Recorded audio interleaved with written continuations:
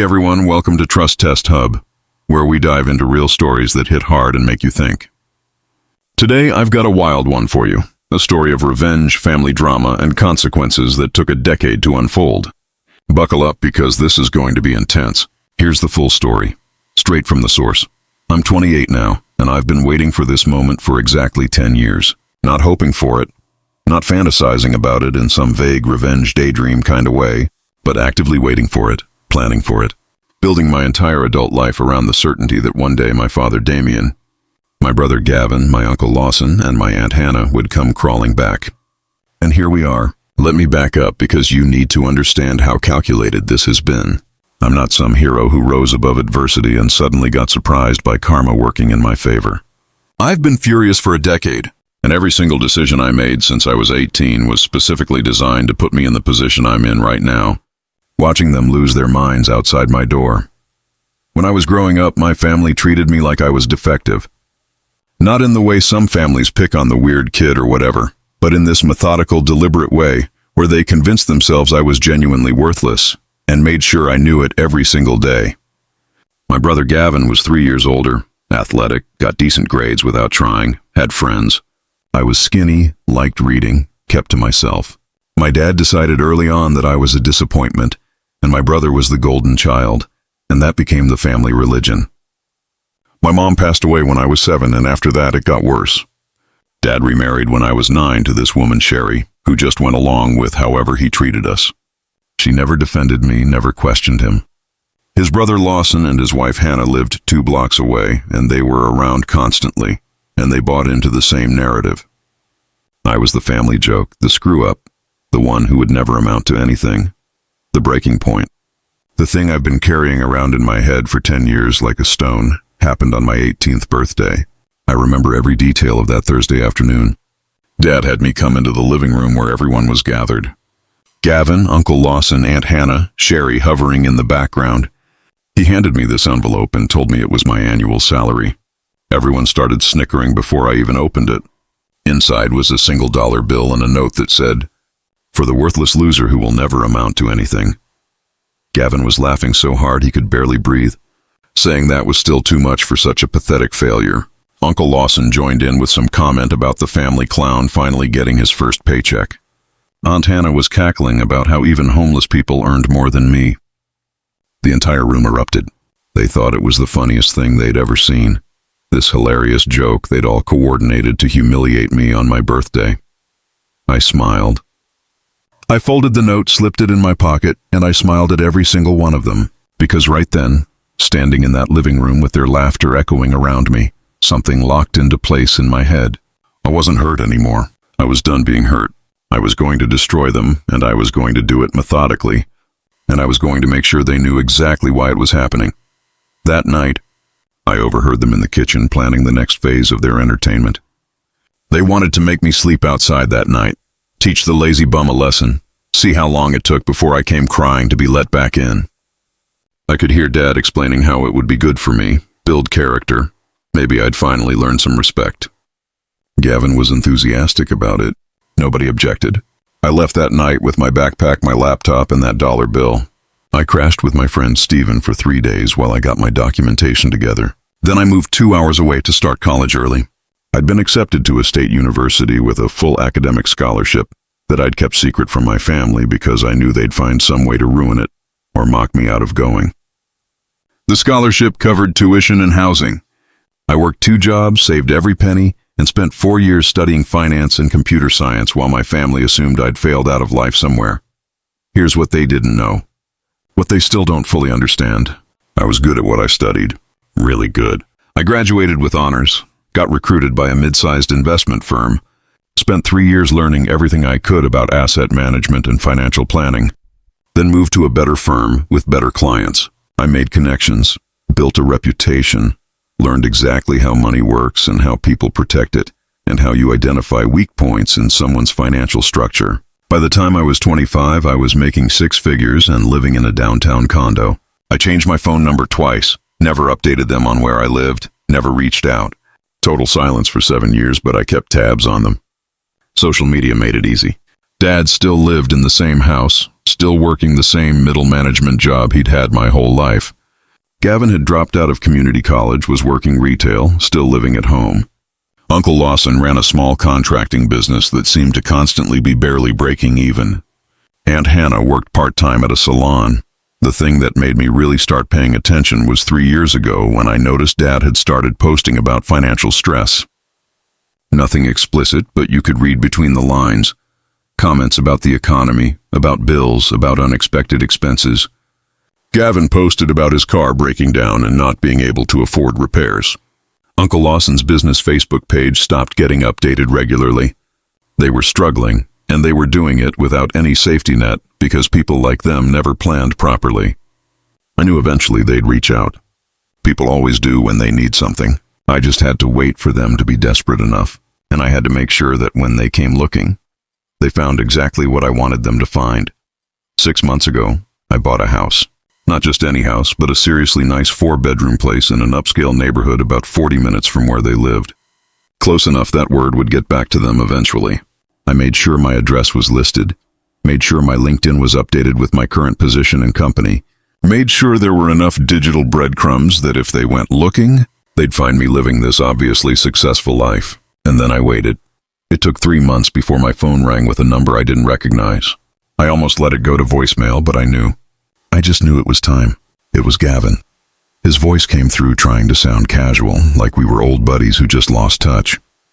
He said he'd been thinking about me, wondering how I was doing, mentioned he'd seen I was doing well for myself. The conversation was painful in how transparent it was. He danced around whatever he actually wanted for about 10 minutes before finally admitting that Dad was having some financial difficulties, some unexpected medical bills, some things that had piled up, and they were looking at potentially losing the house. I let him talk. I didn't offer anything, didn't volunteer information, just listened to him explain their situation like I was supposed to feel sympathy. He said Dad had too much pride to call himself, but the family was hoping maybe I could help out. Maybe I could loan them some money or co-sign for something or offer some financial advice.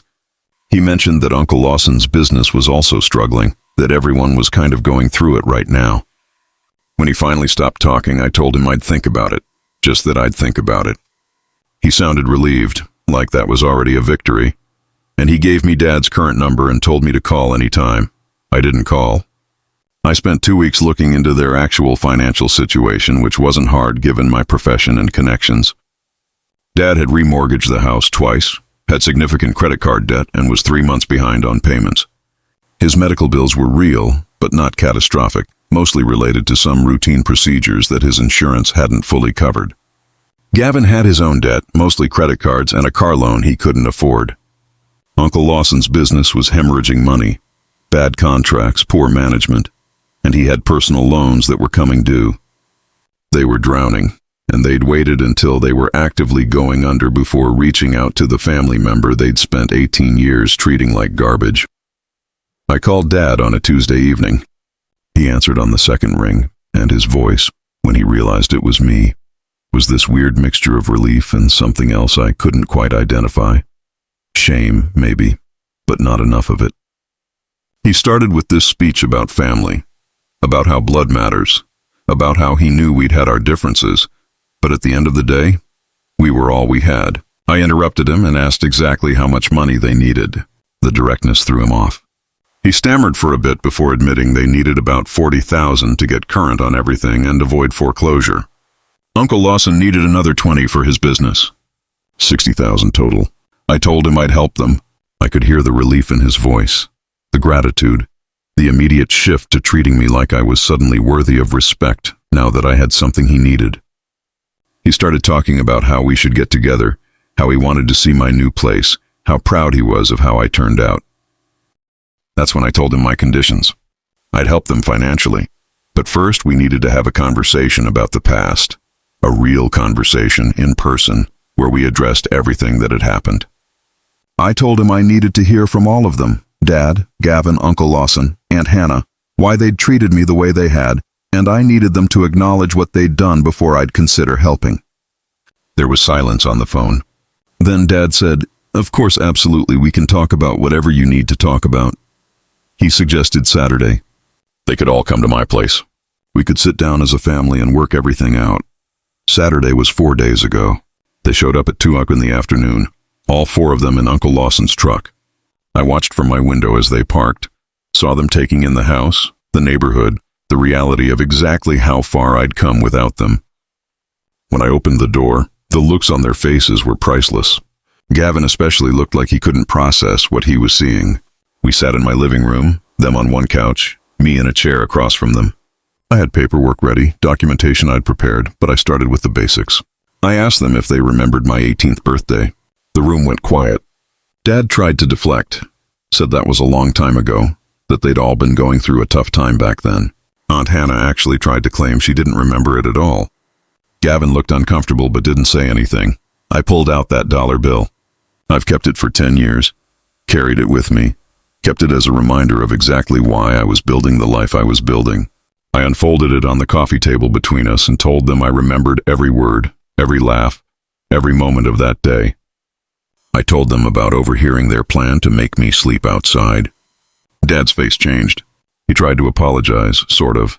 This half-hearted thing about how he'd been too hard on me sometimes, how he'd wanted to push me to be better. Uncle Lawson jumped in, saying they'd always believed in me deep down, that their approach had just been misguided. Aunt Hannah nodded along. Gavin stayed quiet.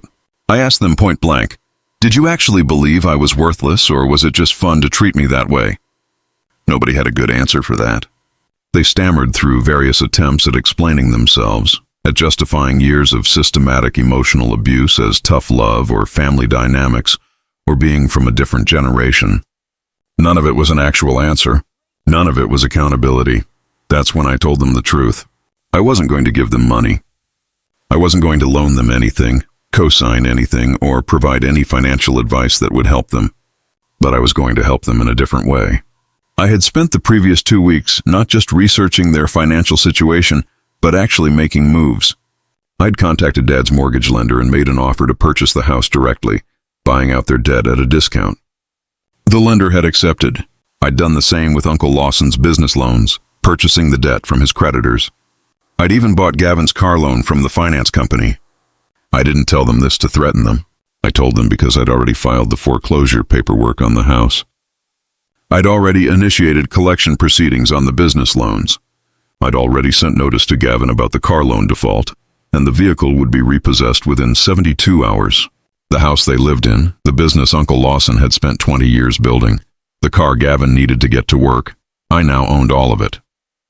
Or rather, I owned their debt on all of it, which in practical terms meant I controlled whether they kept any of it. The looks on their faces when they understood what I was telling them, that's the image I'm going to carry with me for the rest of my life. Pure panic, confusion, anger, disbelief, all happening at once. Dad started yelling about how this wasn't legal, how I couldn't do this to family. Uncle Lawson was demanding to know who I thought I was. Aunt Hannah was crying. Gavin just sat there looking like he was going to throw up. I explained very calmly that everything I'd done was completely legal. I'd purchased debt through legitimate channels, paid fair market value for it, and now I was the creditor. I had every right to pursue collection, including foreclosure and repossession. If they wanted to keep their house, their business, their car, they'd need to pay me back the full amount, plus the interest and fees that were now accumulating. Dad asked how much time they had. I told him the foreclosure would be final in 90 days. The business loan had 60 days before I liquidated the assets. The car would be gone by Monday. Then I stood up and told them to leave. They didn't leave. They started begging, all 4 of them talking over each other, pleading for me to reconsider, saying they were sorry, saying they'd do anything. Dad tried to grab my arm, and I stepped back and told him again to leave my house. That's when it got really ugly. Gavin started screaming at me about how I was destroying the family, how I was no better than them, how this was cruel. Uncle Lawson was threatening legal action. Aunt Hannah was full-on sobbing. Dad was alternating between anger and desperate pleading. I walked to my front door and opened it, told them they had 10 seconds to get out before I called the police for trespassing. They left finally, shouting and crying and making threats the whole way to the truck. What I didn't expect was for them to come back, but they did. That night at 11 p.m., they were outside my door, pounding on it, shouting, begging me to let them in, to talk to them, to reconsider. My neighbors definitely heard. I didn't open the door. I called the non-emergency police line and reported a disturbance. They've been back every day since, multiple times a day. Sometimes they leave notes. They send messages from new numbers when I block the old ones. They've had Sherry and some of their friends call me, trying to mediate. They're desperate and panicking and exactly where I wanted them, and I still have the dollar bill sitting on my desk. The note that called me worthless. The reminder that every single thing I built, every accomplishment, every dollar I earned, was because I turned their cruelty into motivation. The foreclosure is proceeding. The business liquidation is moving forward. The car is gone as of yesterday, and they're still outside begging, sobbing, screaming my name like I owe them something other than exactly what they gave me. So, yeah, that's where I am right now, watching my family fall apart because they finally encountered the one problem they can't bully or mock their way out of. And I'm not sure what happens next, but I know I'm not backing down. Okay, so it's been 2 weeks since my last post, and holy hell, things have escalated in ways I honestly didn't fully anticipate. Not that I'm backing down or anything, but I need to vent because the levels of audacity my family is displaying right now are absolutely insane. First off, shout out to everyone who commented on my original post on Trust Test Hub. Some of you called me ruthless. Some of you said I went too far. And honestly, I don't care either way because this isn't about being the bigger person or taking the high road. This is about consequences, real ones, the kind that actually hurt. For everyone who said I should just let it go and move on with my life, I was moving on with my life. They came to me. They showed up needing help after spending 18 years making sure I knew I was worthless. So, yeah, we're doing this. The harassment outside my house stopped after that first week, but only because I filed for a restraining order. Not against all of them, just Dad and Gavin specifically, because they were the ones showing up at 2 a.m. banging on my door and screaming. The hearing was last Wednesday, and let me tell you, watching Dad try to explain to a judge why he needed to maintain contact with the son he admitted he hadn't spoken to in 7 years was deeply satisfying. The judge granted a temporary order, good for 6 months, prohibiting them from coming within 500 feet of my home or workplace. But here's where it gets complicated. About 5 days after I filed the restraining order, I got served with papers at my office. Dad and Uncle Lawson are suing me, not just threatening to sue, actually suing me. They're claiming fraud, claiming I manipulated them, claiming the debt purchases were done under false pretenses and constitute elder abuse. Elder abuse? Dad is 53. Their argument, and I'm not making this up, is that I fraudulently induced them to meet with me under the guise of family reconciliation when my actual intent was to gather information to exploit their financial vulnerabilities. They're saying I committed intentional infliction of emotional distress. They want the debt purchases reversed, they want damages, and they want the restraining order dropped. I met with my attorney on Friday. She's this sharp woman named Ella who I've worked with on some client contracts before, and she took one look at the lawsuit and started laughing, not in a mean way. But in that way, lawyers laugh when they see something that's going to be easy to demolish in court. She explained that everything I did was legal, that purchasing debt through legitimate channels isn't fraud, regardless of my relationship to the debtors, and that their claim about inducing them to meet under false pretenses doesn't hold water because I explicitly told them we needed to discuss the past before I'd help financially. But here's the thing. Even though their lawsuit is garbage, it's expensive garbage. I have to respond to it, have to go through discovery, have to potentially go to court. They know this. This is their new strategy.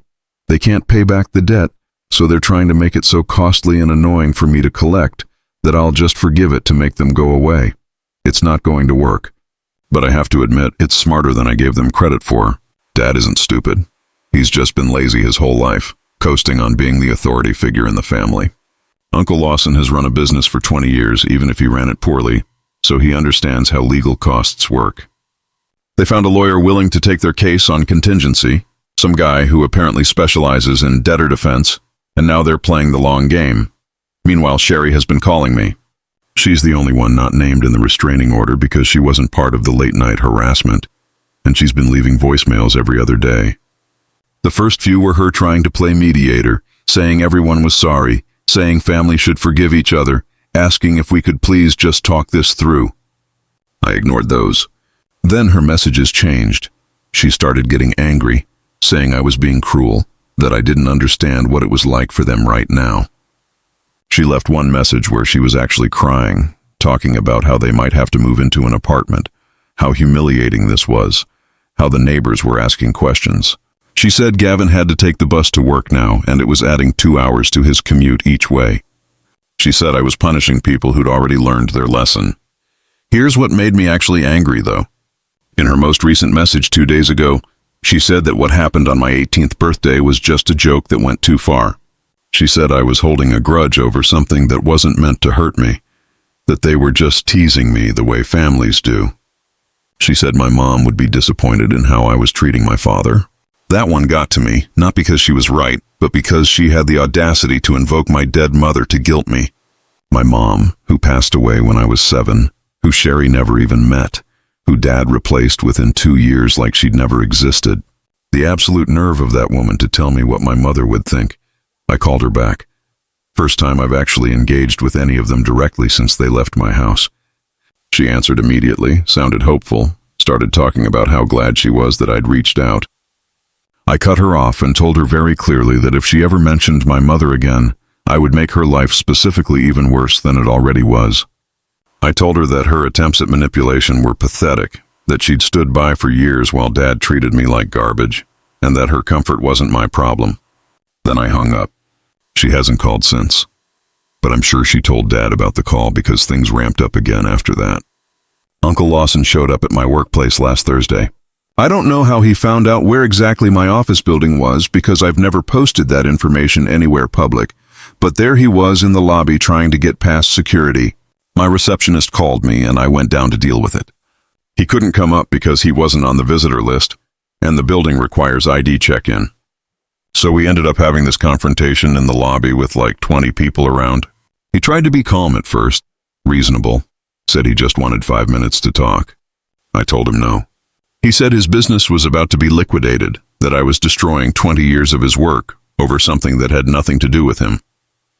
I reminded him that he'd been right there on my 18th birthday, laughing along with everyone else, calling me the family clown. He said that was ancient history, that people change, that he'd been following Dad's lead because that's what you do in families. That's when I asked him the question that had been bugging me for years. Why did he hate me so much? What did I actually do to deserve the treatment I got from all of them? He didn't have an answer. He stood there in my office building lobby looking increasingly desperate, and he couldn't give me a single reason. Finally, he said that I reminded Dad of my mom, that after she died, Dad couldn't look at me without seeing her, and that made him angry. He said it was easier for Dad to make me the problem than to deal with his grief. So there it is, the actual reason. Dad couldn't handle losing Mom, so he took it out on the kid who looked like her. And everyone else just went along with it because Dad was the patriarch and you don't question the patriarch. 20 years of systematic emotional abuse because my father couldn't cope with being a widower. I told Uncle Lawson to leave. He refused, said he wasn't going anywhere until I agreed to meet with him and Dad and work something out. I called building security. They escorted him out. He was shouting the whole way about how I was going to regret this, how family meant something, how I couldn't just destroy people's lives. But I can actually. That's the thing they still don't understand. I have the legal right, the financial means, and the complete lack of emotional attachment necessary to follow through on everything I said I would do. They spent years making sure I felt nothing for them except anger. This is what happens when that investment pays off. The foreclosure sale on Dad's house is scheduled for 6 weeks from now. The business liquidation is moving forward. Uncle Lawson has 30 days left to remove his personal items from the building before everything gets auctioned off. Gavin's car got repossessed on schedule and sold at auction. I actually made a small profit on that one because it sold for more than he owed. And now I'm dealing with their lawsuit, which my attorney says will probably be dismissed within 3 months, but still requires me to respond and participate in discovery. They've requested documentation of all my communications with them, all my financial records related to the debt purchases, and depositions from me and from any witnesses who can speak to the circumstances of our meeting at my house. I'm complying with everything because I have nothing to hide. Every communication was documented. Every transaction was legal. Every step was carefully planned to be completely above board. That's what they don't get. I didn't do anything illegal or unethical. I just used the exact same systems that exist to crush poor people every day, and I used them against my own family because they deserved it. Here's what's keeping me up at night, though, and I can't believe I'm admitting this. but whatever.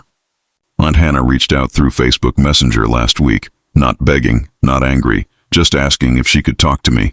I haven't responded yet because I'm not sure what her angle is. See, Aunt Hannah was always the most passive of all of them. She went along with everything, laughed at all the jokes, but she never initiated the cruelty. She was just there, present for all of it, never defending me, but never actively attacking me either. She was married to Uncle Lawson, and she did what he did. When I think about my childhood, my specific memories of her are just nothing. She was wallpaper.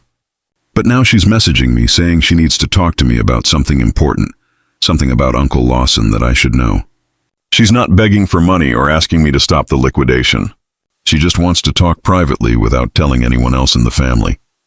Part of me thinks it's a trap, that they're trying a new tactic, sending in the least threatening family member to get me to let my guard down. But part of me is curious about what she could possibly have to say that would be important enough to risk reaching out. I haven't decided yet whether I'm going to respond. My attorney advised against any direct contact with family members while the lawsuit is ongoing. Said anything I say could be used against me in court. But the message is sitting there in my inbox.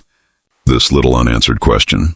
Meanwhile, I found out through a mutual acquaintance that Gavin has been telling people I'm mentally ill, that I've had a breakdown, that I'm acting irrationally, that the family is trying to get me help, but I won't accept it. He's been posting vague things on social media about mental health and the importance of intervention. It's actually kind of fascinating watching him try to control the narrative, like if he can convince enough people that I'm unstable, then somehow that makes what I'm doing less justified. It's not going to work. Everyone who knows me professionally knows exactly how stable and competent I am. My colleagues, my clients, my boss, they all see me as reliable and successful. Gavin's attempts to paint me as crazy just make him look desperate. But it does show that they're trying everything: legal action, emotional manipulation, character assassination, sending in different family members to test my defenses. They're not going down without a fight, which, honestly, I respect more than if they just accepted defeat. At least this way it feels like actual revenge rather than just watching them suffer passively. The question now is what happens when Aunt Hannah's mysterious information comes out. Whether Uncle Lawson showing up at my work violated some kind of harassment law I can use against him. Whether Dad and Uncle Lawson's lawsuit gets dismissed quickly or drags on for months. Whether any of them will actually really admit what they did and why it was wrong. I'm not backing down. Want to make that clear before anyone tries to tell me I should take the settlement offer or whatever. There is no settlement. There is no reconciliation. There's just them facing the consequences of decades of abuse, and me making sure those consequences stick. The dollar bill is still on my desk, still there as a reminder every time I start to feel even slightly guilty about any of this. They made me into this person. They spent 18 years teaching me that family meant nothing, that love was conditional, that I was worthless. Now they're learning what someone they convinced was worthless can do when he turns out to be worth quite a lot. All right. Buckle up because this update is going to be long and messy, and I'm still processing half of it. For everyone who told me not to meet with Aunt Hannah, that it was obviously a trap, I hear you. But I did it anyway because I needed to know what she wanted to tell me. And now I kind of wish I'd listened to you because what she told me has made this whole situation even more twisted than it already was. So, first, the practical updates. Their lawsuit got a preliminary hearing date set for next month. My attorney, Ella, filed a motion to dismiss, and we're waiting on the judge's decision, but in the meantime, we have to proceed like it's going forward. Discovery has started, which means I've had to hand over a massive amount of documentation about the debt purchases, every email and text exchange I had with any of them, financial records, all of it. It's been tedious, but I'm not worried because, like I said before, everything I did was completely legal. The foreclosure sale on Dad's house is now 3 weeks away. I got a notice that they filed for bankruptcy protection, trying to delay it, which is apparently a common tactic. My attorney says it'll slow things down by maybe a month, but won't stop the foreclosure entirely. Uncle Lawson's business building is already listed for auction. The sale is in 2 weeks. Neither of them has made a single payment toward their debts since this all started, which honestly just proves they never had any intention of actually paying anything back, even if I had given them money. Gavin has apparently moved in with some friend because he can't afford his own place without a car to get to work reliably. I know this because Sherry sent me a long email about it, detailing how I've disrupted everyone's lives, how Gavin is struggling, how this is all my fault. I didn't respond. There's nothing to say to that, but here's where things get complicated. I agreed to meet with Aunt Hannah last Monday. Not at my house, not at hers, and not somewhere public where we could be seen. We met at a park about 30 minutes outside the city. One of those places with walking trails and picnic areas that's basically empty on a weekday afternoon. I got there early, scoped it out to make sure nobody else from the family was around waiting to ambush me, and then sat at a picnic table and waited. She showed up 15 minutes late, driving this beat-up sedan that I remembered from years ago. She looked older than I remembered, tired. And when she sat down across from me, she didn't try to hug me or do any of that fake family reunion stuff. She just sat there for a minute, like she was trying to figure out how to start. Finally, she told me she was leaving Uncle Lawson, not because of the business failing or the lawsuit, but because she'd been planning to leave him for over a year, and this whole situation had finally given her the push she needed. She said she'd already contacted a divorce attorney, already had papers drawn up, and she was filing next week. I asked her what this had to do with me and why I should care. She said it had everything to do with me because the reason she was leaving him, the reason she'd stayed quiet all these years, was connected to why our family had treated me the way they did. This is where it gets really messed up. Aunt Hannah told me that Uncle Lawson had been in love with my mother, not just like admired her or thought she was nice, but actually in love with her. Before she married Dad, when they were all younger, Lawson had wanted to be with her. She chose Dad instead. Lawson married Hannah basically as a consolation, someone who looked similar enough, someone who would be a replacement. When my mom died, Lawson apparently had this breakdown that he hid from everyone. Hannah said he became obsessed with the idea that if my mom had chosen him instead, she wouldn't have died. Like somehow being with Dad is what caused her illness. None of that makes logical sense, obviously, but grief doesn't work on logic. The thing is, I look exactly like my mom. Everyone always said that growing up, same eyes, same facial structure, same build. And according to Hannah, Lawson couldn't stand seeing me because it reminded him of what he'd lost. He pushed Dad to treat me badly because it made it easier for Lawson to be around if I was being put down, diminished, made to feel worthless. If I was the family joke, then Lawson didn't have to confront the fact that I was walking around looking exactly like the woman he'd spent 20 years being angry about losing. Dad went along with it because, like Lawson told me at my office, I reminded him of Mom too, and he couldn't handle that grief either. So, these two brothers, both unable to process losing my mother, both turned me into this target for all their unresolved issues. And Hannah knew. She'd known the whole time. She said she stayed quiet because she didn't know what else to do. That challenging Lawson would have meant confronting the fact that her entire marriage was based on being someone's second choice. I sat there listening to all this, and I didn't know whether to be furious or just tired. Because on one level, now I finally understand why. There was a reason beyond just random cruelty. But on another level, that reason is so messed up and so unfair that it almost makes it worse. I got tortured for 18 years because two grown men couldn't handle their feelings about a dead woman. I asked Hannah why she was telling me this now. She said because she wanted me to know that what they did to me wasn't about me at all, that I didn't deserve any of it, that she should have protected me, and she didn't. And she was sorry. She said she knew sorry didn't fix anything, but she needed to say it anyway. Then she told me something that changed the whole calculation of what I'm doing. Uncle Lawson has a daughter from a previous relationship before he married Hannah. Her name is Ariana, she's 25 and she lives about 4 hours away. I'd never heard about her before, didn't know she existed. Apparently Lawson barely has a relationship with her, pays minimal child support, sees her maybe once a year. Hannah gave me Ariana's contact information. She said that when the business gets liquidated, Ariana is supposed to inherit a portion of the proceeds per the terms of Lawson's will. But if the business goes under the way it's heading, there won't be anything left. Hannah said Ariana is a single mom with 2 kids, working as a nurse, struggling to make ends meet, and the inheritance from her dad's business was the only financial safety net she had. So now I have this information that there's a completely innocent person, someone who had nothing to do with how I was treated, who's going to get hurt by what I'm doing to Uncle Lawson. Ariana never mocked me, never laughed at me, didn't even know I existed. But she's going to lose out on money she was counting on because I'm destroying her father's business as revenge for what he did to me. Hannah didn't ask me to stop. She just gave me the information and said I should know the full picture of who gets hurt by this. Then she got up and left, drove away in her beat-up car. And that was it. I sat at that picnic table for another hour just thinking, because this is exactly the kind of complication I didn't want to deal with when it was just Dad. Gavin, Uncle Lawson, and Hannah suffering. That was simple. They all participated in what happened to me. They all deserved consequences. But now there's this woman, Ariana, who's just trying to raise her kids and make ends meet, and she's going to be collateral damage.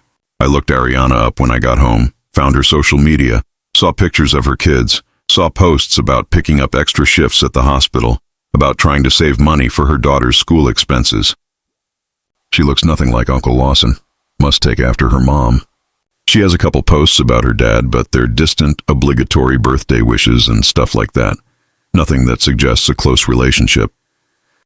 Here's what's been eating at me for the past week. If I go through with liquidating Uncle Lawson's business the way I planned, I'm not just punishing him. I'm punishing his daughter and grandkids who never did anything to me. But if I stop now, if I show mercy because of collateral damage, then what was the point of any of this? Uncle Lawson doesn't get to escape consequences just because he has a daughter who might get hurt. I talked to my attorney about it.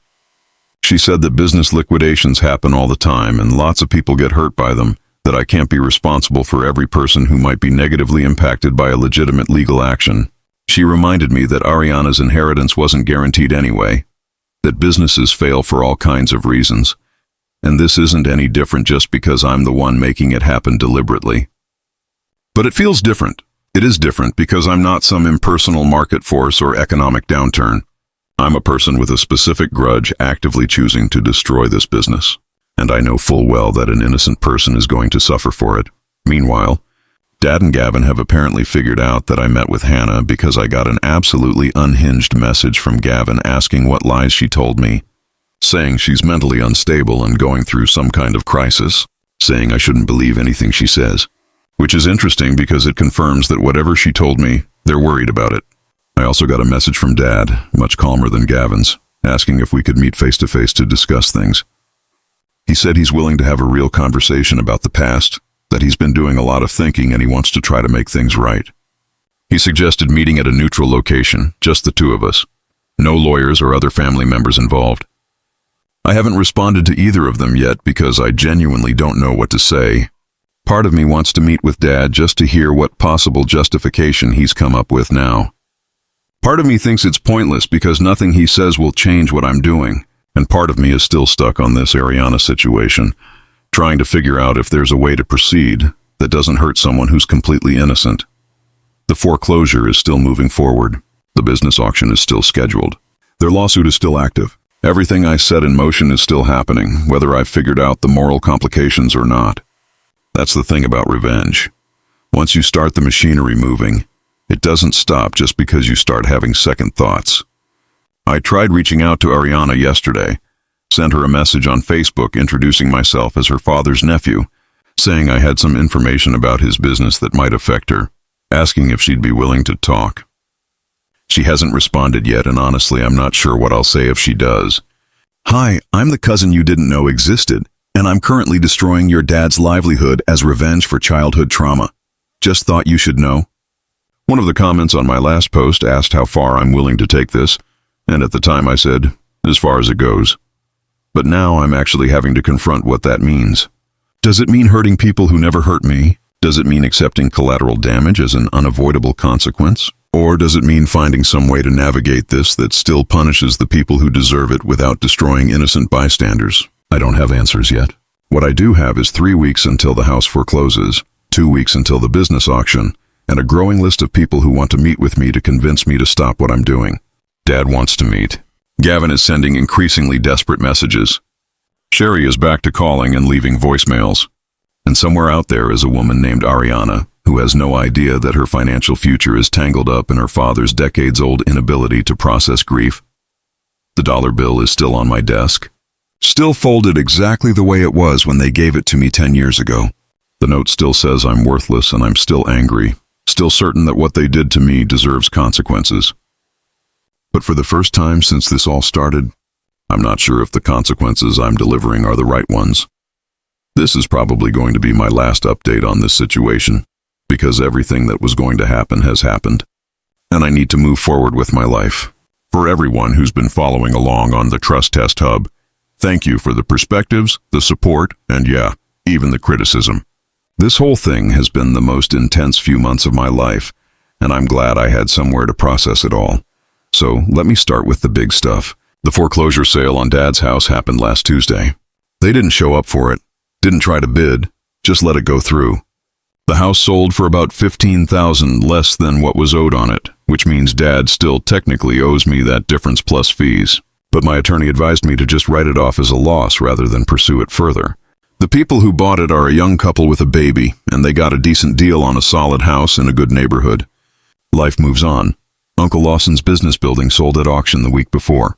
That one actually went for more than expected because the location is good, and the building itself is in decent shape despite the business failing. After paying off what he owed me and covering the auction fees, there was about $30,000 left over. That money legally belongs to Uncle Lawson's estate, which means it would eventually filter down to Ariana per his will. But here's what I did, and I'm sure some of you will have opinions about this. I contacted Ariana directly before the auction. She responded to my Facebook message after a few days, cautious but curious about who I was and what I wanted. We had a long conversation, mostly over messages because she works weird hours at the hospital, and coordinating a phone call was hard. I told her the basics, that I was her father's nephew, that we'd had a falling out over family issues, and that his business was being liquidated as part of a debt collection. I explained that she was listed as a beneficiary in his will and that there would be proceeds from the sale, but probably not as much as he'd originally intended for her to inherit. I didn't go into details about the revenge aspect or about why I was the one holding his debt. I just gave her the practical information she needed. She was surprisingly calm about it, said she'd never counted on getting anything from her father anyway, that he'd been mostly absent her whole life, and she'd learned not to rely on him for anything. She asked if there was a way to expedite getting whatever money was left so she could use it for her kids' education fund, and I told her I'd make sure that happened. When the auction proceeds came through, I had my attorney structure it so that the $30,000 went directly to Ariana rather than going through Uncle Lawson first. It's slightly irregular, but not illegal, and it meant she got the money immediately instead of having to wait for probate or deal with her father trying to claim it first. She sent me a message thanking me, saying it was more than she'd expected, and it would make a real difference for her family. So that's one piece of collateral damage I managed to minimize. Ariana got something out of this mess, and Uncle Lawson lost his business completely without even getting to control what happened to the remaining assets. He's been sending me angry messages about it, claiming I stole from him, but legally everything was above board and he has no recourse. Now, for the harder part. I met with Dad. I know a lot of you told me not to, that it was pointless, that he didn't deserve my time, but I needed to do it. Not for him, but for me. I needed to look him in the face one more time and hear what he had to say now that everything was done. We met at a diner about halfway between where I live and where he's currently staying, which is apparently Gavin's friend's apartment because he had to move out of the house before the sale. It was a Thursday afternoon. The place was mostly empty, and when I walked in, he was already sitting in a booth in the back, looking smaller and older than I remembered. I sat down across from him and waited for him to start talking. He didn't do the whole apology routine right away, which actually surprised me. Instead, he asked how I was doing, if my job was going well, if I was happy with my life. Small talk, like we were distant relatives catching up at a reunion, instead of two people who'd just gone through months of legal warfare. I told him to skip the pleasantries and say whatever he'd asked me here to say. He nodded, took a breath, and started talking. He said he'd spent the last few months thinking about what kind of father he'd been, what kind of person he'd been, and he'd come to the conclusion that he'd failed me in every way that mattered. He said losing Mom had broken something in him that he'd never fixed, and instead of dealing with that, he'd taken it out on me because I reminded him of her every single day. He said Uncle Lawson had encouraged the cruelty, had pushed him to be harder on me, and he'd gone along with it because it was easier than confronting his own grief. He said Gavin had learned to treat me badly by watching how Dad treated me, and that was on him, too.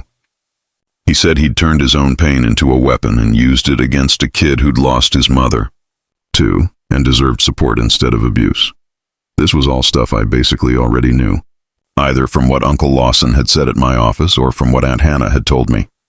But hearing Dad actually say it out loud, actually acknowledge what he'd done and why, that hit different. I sat there listening, and I didn't interrupt because I wanted to hear all of it. He said he knew asking for forgiveness was pointless, that he'd destroyed any right to have a relationship with me, and he wasn't asking me to stop what I was doing or to give him money or to make any of this easier on him. He just wanted me to know that he understood finally what he'd done, that he saw me clearly now in a way he'd refused to for 18 years, and he was proud of who I'd become despite everything he'd done to try to destroy me. Then he told me something I wasn't expecting. He said that when I left at 18, when I disappeared and cut contact completely, he told himself it was proof that I was weak, that I couldn't handle the real world, that I'd come crawling back eventually. But when years passed and I didn't come back, when he realized I was actually out there building a life without them, something in him started to crack. He said he'd think about me sometimes and wonder what I was doing, if I was okay, if I ever thought about them. When Gavin found me through social media and saw that I was successful, Dad said his first reaction was anger. Anger that I'd proven him wrong, that everything he'd said about me being worthless had turned out to be a lie he'd told himself to justify his own behavior.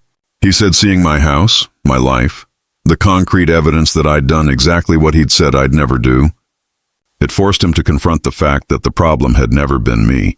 It had always been him. I asked him why he didn't reach out himself instead of sending Gavin. He said cowardice, pure cowardice and pride. That he'd wanted to believe they could get my help without having to actually acknowledge the past. That they could just show up asking for money and I'd give it to them because that's what family does. He said he'd been delusional enough to think I owed them something. We sat there for a while after he finished talking. The waitress came by and I ordered coffee just to have something to do with my hands. Dad didn't order anything. Eventually, I asked him what he wanted from this conversation, what he expected me to say or do. He said he didn't expect anything, that he'd lost the house, lost his savings, would probably be renting for the rest of his life, and that was fine. He said those were just consequences, just things, and he could live with losing all of it. What he couldn't live with was never telling me that he was sorry, really sorry, not because he wanted something from me, but because I deserved to hear it. He said he'd spent 10 years wondering if I was okay after I left, and another 7 years knowing I was not just okay but thriving. And the whole time he'd been too much of a coward to reach out and admit he'd been wrong. He said this whole situation, as painful as it had been, had forced him to finally confront what he'd done. And that even though I'd destroyed his financial stability, even though he was starting over at 53 with nothing, he was grateful that I'd made him face the truth. I didn't know what to say to that. Part of me wanted to tell him that his apology meant nothing, that it was too late, that he couldn't undo 18 years of abuse with one conversation in a diner. But another part of me recognized that this was what I'd wanted all along, not just revenge, but acknowledgement, real acknowledgement of what had been done to me and why it was wrong. I told him that I accepted his apology in the sense that I heard it and understood he meant it. But I also told him that accepting an apology doesn't mean forgiveness. Doesn't mean reconciliation, doesn't mean we're going to have a relationship going forward. I told him that what he did to me shaped who I became, and I can't separate the good parts of my life now from the anger and determination that came from being treated the way he treated me. He nodded, like he understood, said he didn't expect forgiveness, didn't deserve it, said if I never wanted to see him again. That was completely fair, but he asked if maybe someday in the future if I ever wanted to talk. If I ever needed anything or just wanted to check in, his door would be open, not because he thought he had any right to be in my life, but because despite everything he'd done, he was still my father and he still cared what happened to me. I told him I'd think about it, which is the most honest answer I could give. We finished our coffee, or I finished mine while he just sat there, and then we left. We didn't hug, didn't shake hands, just walked out to our separate cars and drove away in different directions. Since then, I've been processing what that conversation meant and where it leaves me. The legal stuff is mostly wrapped up. Their lawsuit got dismissed 2 weeks ago. The judge ruled that the debt purchases were legal, and their claims of fraud had no merit. Dad and Uncle Lawson have to pay my legal fees, which is another few thousand they don't have. But my attorney is working out a payment plan rather than trying to collect it all at once. Gavin hasn't contacted me directly since the foreclosure. I've seen through mutual acquaintances that he's still living with his friend. Still working retail, still apparently telling people that I'm mentally ill, that this whole thing was some kind of breakdown on my part. I don't care what he tells people. The people who matter know the truth. Uncle Lawson sent me one final message after the business sold, saying that I destroyed his life's work over a childhood grudge and that he hoped I was happy with myself. I didn't respond. There's nothing to say to someone who still doesn't understand that spending 20 years systematically destroying a kid's self-worth might have consequences. Aunt Hannah finalized her divorce last week. She sent me a message letting me know, saying she was moving to another state to be closer to her sister, starting fresh. She said she hoped I was doing okay and that she was sorry again for everything. I told her I appreciated her honesty about Uncle Lawson and wished her luck with her fresh start. As for me, I'm back to my normal life. Work is busy. I'm up for a promotion next quarter. I'm dating someone casually, though nothing serious yet. My house is still my house, my career is still on track, and the dollar bill is still on my desk. But something has shifted. I'm not carrying around the same burning anger that I had before. Don't get me wrong. I'm not over what happened to me, and I'm not pretending that one apology makes up for 18 years of abuse. But the specific need for revenge, that drive that shaped every decision I made for a decade, that's satisfied now. They lost what mattered to them. They faced consequences. They had to confront what they'd done. And more than that, I proved to myself that I wasn't worthless, that the note they gave me on my 18th birthday was a lie, that I could build a life, be successful, have power, and use that power to protect myself and hold people accountable. That was always the point, not just making them suffer, but proving to myself that they were wrong about me. Someone in the comments on my first post asked if this was worth it, if destroying my family's financial stability was really going to make me feel better. The honest answer is, I don't know if it made me feel better, but it made me feel vindicated. It made me feel like justice actually happened instead of just moving on and pretending the past didn't matter. Would I do it again if I had to make the choice over? Yeah, I think I would. Because the alternative was letting them back into my life on their terms, helping them out financially while they never really confronted what they'd done to me, and that would have eaten at me forever, knowing I'd had the power to hold them accountable and chose not to use it.